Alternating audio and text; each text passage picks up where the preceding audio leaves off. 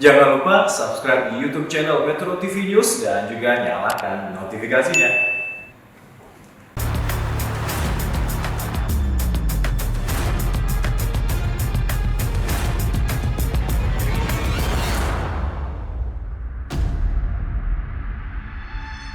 Karena proses sertifikasi ini tidak dilakukan oleh aktor tunggal. Saya kira tidak boleh jalan masing-masing, jalan sendiri-sendiri. Kalau melihat formasinya meskipun nggak dilarang ya, tetapi keberadaan LP POM MUI yang masih di bawah MUI menurut saya, ya ini terserah MUI, tapi menurut kami apa nggak sebaiknya dievaluasi.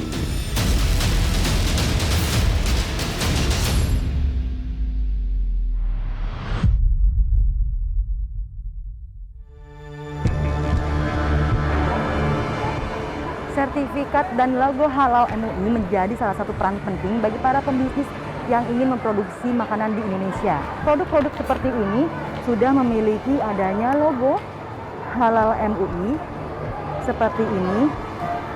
Namun tidak hanya logo ini didapatkan secara gratis. Namun ada beberapa orang yang mengakui bahwa untuk mendapatkan logo halal MUI ini harus mengeluarkan kocek harga satu jenis produk sekitar Rp2.750.000. Sesuai dengan peraturan pemerintah nomor 31 tahun 2019, pemerintah telah menunjuk Badan Penyelenggara Jaminan Produk Halal atau BPJPH sebagai badan penyelenggara sertifikasi halal di Indonesia. Sebelumnya, sertifikasi halal di Indonesia dilakukan oleh Majelis Ulama Indonesia. Lembaga Pengkajian Pangan, Obat-obatan, dan Kosmetika MUI sebelumnya adalah satu-satunya lembaga pemeriksa produk halal di Indonesia. Didirikan tahun 1989, lembaga ini malang melintang sendirian mengurus sertifikasi halal di Indonesia. Namun sayangnya, hingga saat ini belum pernah sekalipun publik disuguhi data pemasukan dari hasil sertifikasi halal tersebut. MUI belum pernah mempublikasi laporan keuangan sama sekali. Tuntutan transparansi untuk publik membentur dinding aturan. Lantaran MUI bukanlah lembaga pemerintah atau mengelola keuangan yang bersumber dari pemerintah. Potensi pemasukan MUI dari sertifikasi halal menjadi ruang remang-remang yang terus mengusik rasa keingintahuan publik. Beberapa pengamat bahkan menyebut pemasukannya bisa tembus hingga triliunan rupiah.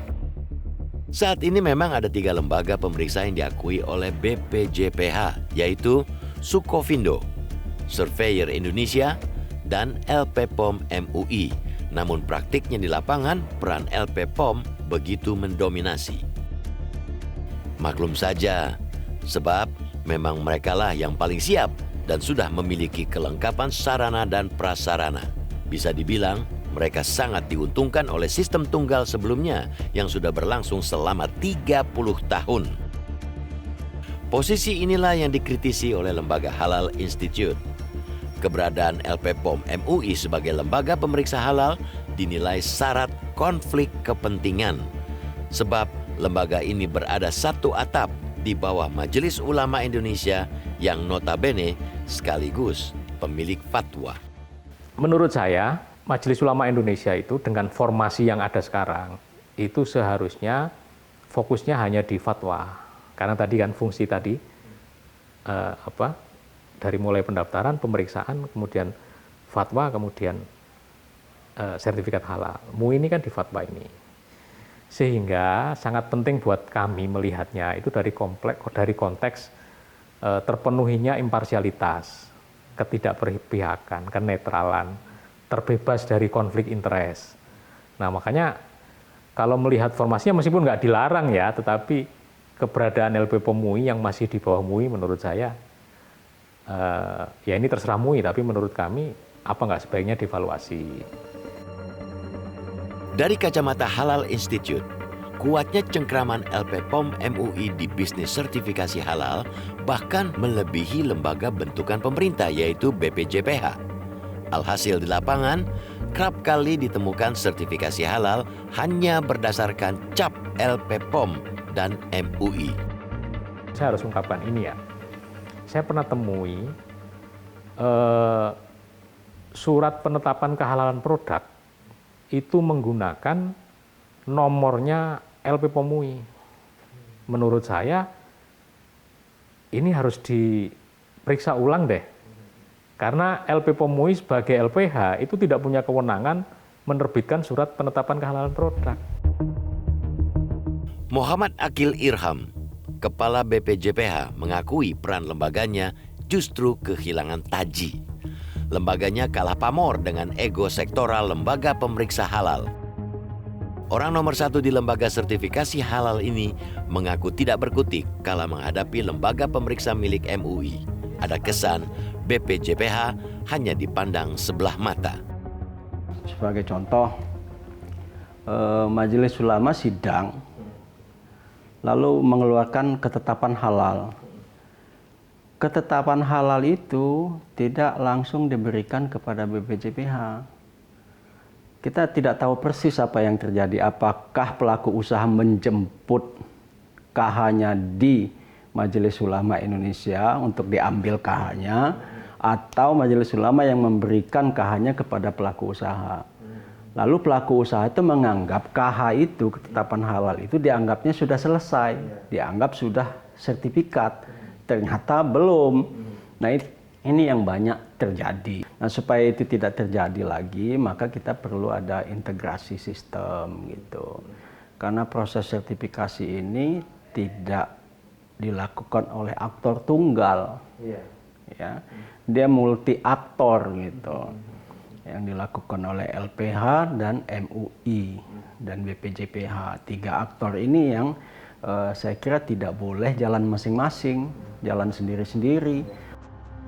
Lembaga sertifikasi halal MUI memang sudah sejak lama menjadi kontroversi di negeri ini. Banyak pihak menilai sertifikasi halal tidak ubahnya bisnis langgeng yang tidak pernah ada matinya. Sebagai gambaran, di laman resmi LP POM MUI menyebutkan sepanjang periode 2015 hingga 2021 telah melabeli sertifikat halal untuk lebih dari 1,2 juta produk. Namun, di sini tidak dijelaskan masing-masing tarif pengurusan sertifikasinya. Publik hanya disuguhi data gelondongan tanpa perincian yang jelas. Pihak LP POM yang realitas temui enggan membuka persoalan angka pemasukan tersebut. Begitupun soal laporan keuangan, mereka menutup rapat-rapat informasi untuk masalah satu ini. Saya tidak akan menjawab dari jumlah angka ya Mas ya. Saya mungkin hanya menggambarkan kenapa kita butuh biaya untuk sertifikasi halal. Kami bertanggung jawab kepada MUI karena LP POM MUI ada di bawah MUI. Jadi semua laporan itu kami sampaikan ke MUI. Kemudian setiap tahun kami juga diaudit dari kantor akuntan publik ya. Kami bersama-sama dengan audit yang dilakukan MUI.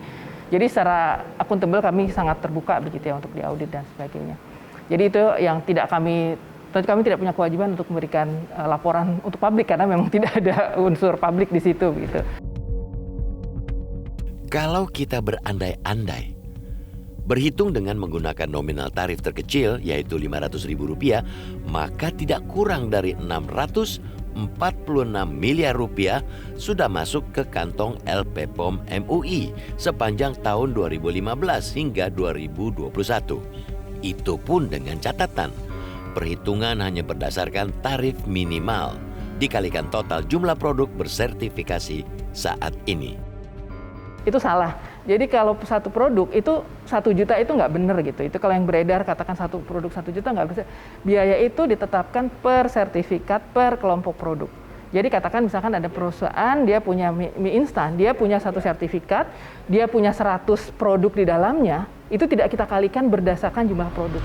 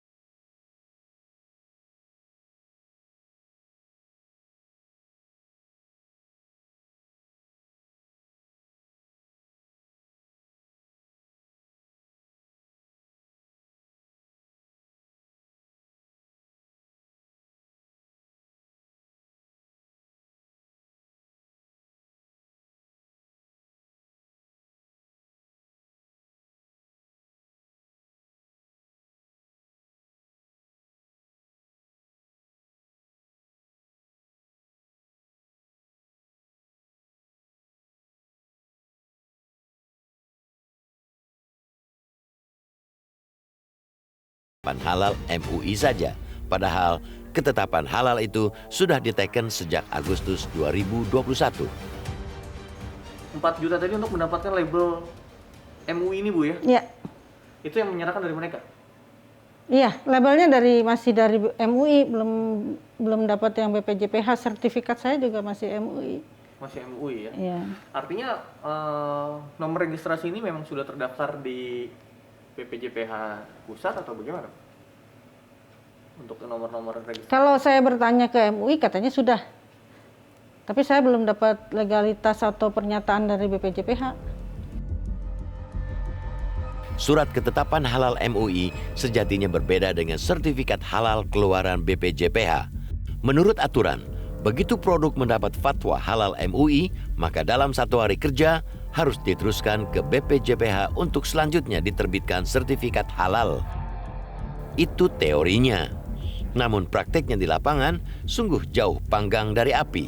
Pengusaha lazimnya hanya mengantongi surat ketetapan halal saja. Kalau sudah begini, sama artinya keberadaan BPJPH sebagai lembaga penyelenggara dan penjamin halal tidak lebih hanyalah macan kertas. Lembaganya ada dibentuk dan membuat aturan, namun dianggap angin lalu. Tapi yang kita akan awasi nanti adalah bagaimana LPH itu memiliki kesamaan, ya, posisinya dengan LPH lain gitu ya. Dan MUI juga kita harapkan juga tentu akan bersikap proporsional terhadap LPH yang ada dan tidak menganak emaskan LPPOM MUI gitu. Meski begitu, Majelis Ulama Indonesia yang kerap kali dituding mendominasi bisnis label halal bergeming atas tuduhan ini. Tahun 2001, Menteri Agama menetapkan dengan KMA ya, keputusan Menteri Agama memberikan otoritas. Artinya ikhtiar yang sudah dijalankan oleh Majelis Ulama Indonesia direkognisi oleh pemerintah. Jadi kalau ada orang bilang itu partikelir, kemudian liar begitu, itu nggak baca sejarah.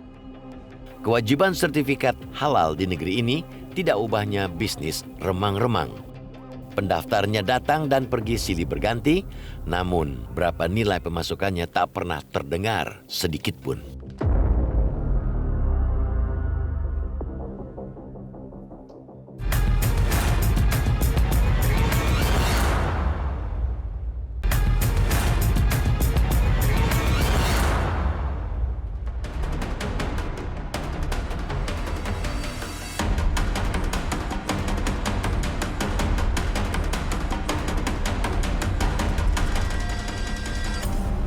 Jaminan produk halal merupakan hal yang utama dan penting untuk para konsumen, terutama umat muslim di Indonesia. Dan LPPOM MUI ini memastikan juga bahwa produk yang dilakukan sertifikasi dari semua produk, para pelaku usaha yang melakukan sertifikat halal di MUI ini dipastikan tingkat kehalalannya dan menjauhi dari unsur-unsur haram dengan melakukan uji lab yang ada di lab milik LPPOM MUI ini. Dalam beberapa tahun ke depan, hampir bisa dipastikan tidak ada lagi barang konsumsi atau kegunaan tanpa label kehalalan, sebab pemerintah sudah mewajibkan untuk semua produk pangan, obat, dan kosmetik. Bahkan alat-alat kesehatan juga harus mendapat sertifikasi. Sayangnya, transparansi sistem tarif oleh lembaga pemeriksa juga masih terus disoal oleh pelaku usaha. Meskipun batas atas tarif sudah ditentukan oleh BPJPH, namun realisasi pemeriksaan di lapangan berbeda-beda. Secara populasi, secara nomor izin edar di Indonesia itu ada sekitar kalau saya 40-50 ribu jenis nomor izin edar. Ya. Sedangkan kalau global di dunia itu alat kesehatan itu ada sekitar sampai 200 ribu jenis alat kesehatan. Ya. Jangan lupa yang disertifikasi itu adalah satuan unit terkecilnya. Jadi saya contoh, misalnya ada satu kemasan, itu ada ukuran 5 cc, 10 cc, 20 cc, masing-masing harus dapat sertifikasi halalnya. Jadi cukup banyak artinya kalau kita dikalikan ya, walaupun memang yang saya dengar kan untuk mendapat sertifikasi halal, ya memang tidak terlalu mahal, akan tetapi kalau dikali lebih dikalinya besar kan tentu jadi besar juga nilainya ya. Sebelum diedarkan di pasaran, setiap produk gunaan di Indonesia juga harus lolos uji Badan Pengawas Obat dan Makanan. Beberapa produk yang sudah lolos uji Badan POM juga harus mendapat sertifikasi halal. Dua lembaga ini sama-sama melakukan fungsi pengujian. Yang satu dari aspek kesehatan, sementara yang satunya dari sisi kehalalan. Dua prosedur ini juga sama-sama dikenakan tarif biaya. Sebagai perbandingan, hingga semester pertama tahun 2021 saja, penerimaan negara bukan pajak yang diperoleh Badan POM dari perizinan, edar, dan lain-lainnya mencapai 168 miliar rupiah. Itu masuk ke rekening negara ya, rekening negara, bukan ke Badan POM, masuk ke rekening negara. Ada itu bendahara penerimaan negara itu ada. Jadi masuk ke sana. Melalui apa? Banyak. Melalui mobile banking, melalui e-banking, melalui EDC, melalui ATM, melalui bank langsung, boleh itu.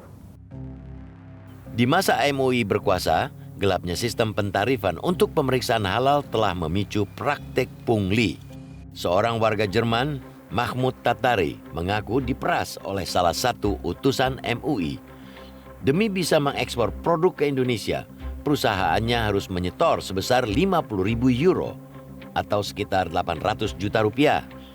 Celakanya, uang sudah terlanjur disetor, namun perpanjangan sertifikasi halal tidak kunjung didapat. Uang disetor lantaran si calo meyakinkan punya jalur khusus dengan orang dalam LP POM MUI. Mahmud Tatari bahkan dipertemukan dengan orang dimaksud. Yang mana pejabat tersebut adalah Ketua LP POM MUI berinisial LH yang sekarang menjadi stafsus Wapres. Pertemuan tersebut dilaksanakan di Bogor tahun 2016. Ketika bertemu, LH ini mengiyakan apa yang dimintakan oleh tersangka ini. Akhirnya klien saya mengirimkan uang sebesar 50.000. Kasus pungli sertifikasi halal ini sempat mencuat ke publik beberapa tahun silam. Namun sekarang hanya sayup-sayup, hampir tak terdengar lagi kabarnya. Sesuai amanat Undang-Undang Cipta Kerja, UMKM di sektor pangan dijamin mendapatkan sertifikasi secara gratis. Saat ini ada sedikitnya 65 juta pelaku UMKM.